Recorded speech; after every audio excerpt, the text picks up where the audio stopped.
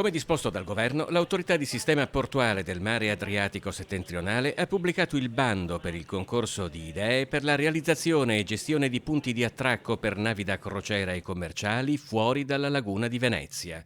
Il ministro delle Infrastrutture e della Mobilità Sostenibili Enrico Giovannini ha definito la pubblicazione del bando un passo decisivo per una soluzione strutturale a salvaguardia di Venezia e della sua laguna. I progetti per portare le grandi navi fuori dalle acque protette della laguna dovranno garantire l'operatività e la sicurezza della navigazione anche in condizioni meteomarine avverse, assicurando contemporaneamente sostenibilità ambientale, energetica e paesaggistica. Per fuori dalle acque della laguna si intendono le aree esterne alla conterminazione lagunare di fronte all'arco costiero regionale Veneto. Secondo il presidente dell'autorità portuale Fulvio Lino Di Blasio, i progetti dovranno essere veramente innovativi e sostenibili per traguardare l'attività portuale nel XXI secolo. La prima fase del bando, che si concluderà il 31 dicembre del 2021, prevede la presentazione dei progetti.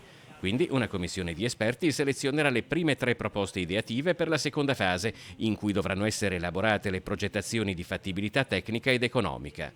La seconda fase terminerà il 31 dicembre del 2022, dopodiché, entro il 30 giugno 2023, tra le 3 proposte progettuali, la Commissione nominerà il progetto vincitore.